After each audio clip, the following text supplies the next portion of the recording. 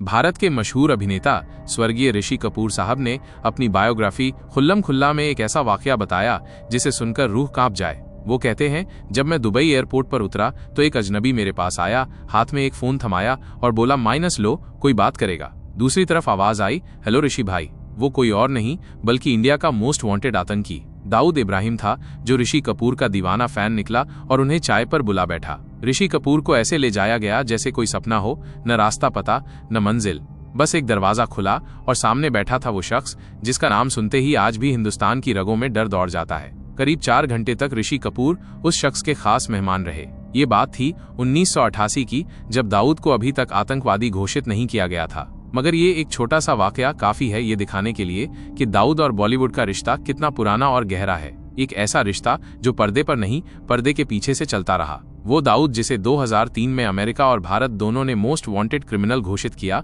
उसके साथ कई सितारे दिखाई दिए उसकी पार्टियों में, उसके महलों में। मगर जिन्होंने सबसे बड़ी कीमत चुकाई, उनमें एक नाम है संजय दत्त। एक ऐसा नाम जो लाखों दिलों की धड़कन था, लेकिन जिसने एक गलती की इतनी भारी सजा पाई कि उसका हर पल एक सवाल बन गया और जवाब सिर्फ सन्नाटा। और दूसरा आरोप ये था कि उन्होंने अवैध हथियार अपने पास रखे थे।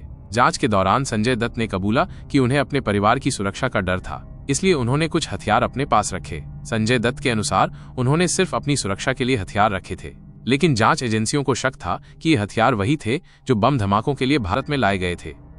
इन हथियारों में एक AK-56 राइफल, हैंड ग्रेनेड्स और अन्य गोलियां शामिल थीं जो उन्हें अंडरवर्ल्ड से मिले थे। इसके साथ ही संजय दत्त के फोन कॉल रिकॉर्ड्स, कुछ कथित ऑडियो टेप्स और कुछ गवाहों के बयान से ये साफ हुआ कि उनका कनेक्शन उस समय के कई अंडरवर्ल्ड गैंगस्टर्स से था, जिनमें दाऊद इब्राहिम के करीबी भी शामिल थे। इस केस में उन्हें टाडा एक्ट के तहत गिरफ्तार किया गया, जो उस वक्त आतंकवाद से जुड़े मामलों में इस्तेमाल किया जाता था। लेकिन बाद में कोर्ट ने उन्हें टाडा के आरोपों से बरी कर दिया, क्योंकि सीधे तौर पर उनके आतंकवादी साजिश में शामिल होने के पुख्ता सबूत नहीं मिले। हालांकि अवैध हथियार रखने के मामले में उन्हें दोषी पाया गया और सालों तक केस चलने के बाद 2013 में सुप्रीम कोर्ट ने उन्हें 5 साल की सजा सुनाई। इससे पहले उन्होंने 18 महीने की जेल पहले ही काट ली थी, इसलिए उन्हें बाकी की सजा काटने के लिए दोबारा जेल भेजा गया। ये पूरा मामला सिर्फ एक फिल्मी कहानी नहीं, बल्कि एक रियल और डार्क चैप्टर है बॉलीवुड और अंडरवर्ल्ड के रिश्तों का। दूसरा बड़ा आरोप संजय दत्त पर था इल्लीगल वेपन रखने का। संजय दत्त ने खुद बताया था कि यलगार फिल्म की शूटिंग के दौरान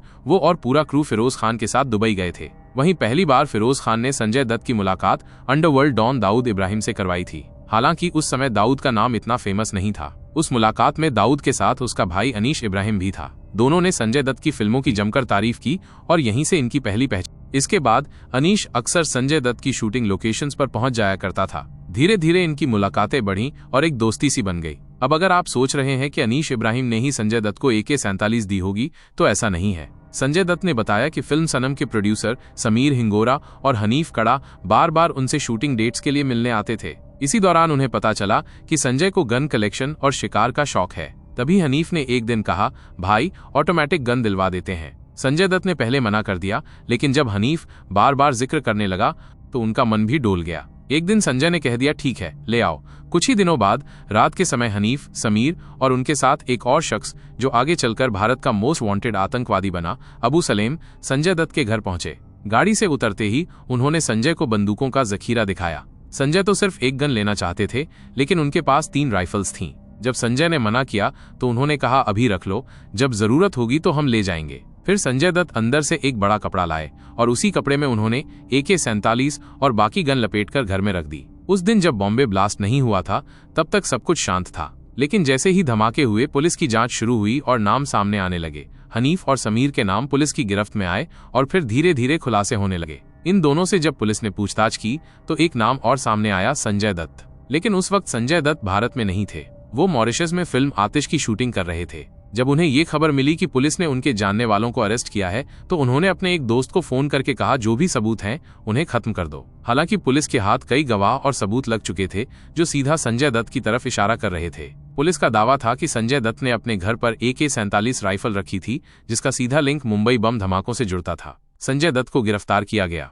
आरोप अबू सलेम और रियाज सिद्दीकी से अवैध हथियार मंगवाने का, उन्हें छुपाने और बाद में नष्ट करने का। लेकिन संजय दत्त ने कहा, मैंने ये हथियार अपने परिवार की सुरक्षा के लिए, क्योंकि 1992 में बाबरी मस्जिद गिरने के बाद मुंबई में दंगे भड़क उठे थे और उनके पिता सुनील दत्त को धमकियां मिलने लगी थीं। एक बार तो भीड़ ने उनकी कार पर हमला भी कर दिया था। उन्होंने पुलिस से सुरक्षा मांगी, लेकिन उन्हें इनकार कर दिया गया। बस तभी संजय दत्त ने हथियार रखने का फैसला किया। केस चला और लंबी सुनवाई के बाद संजय दत्त को बम धमाकों की साजिश से बरी कर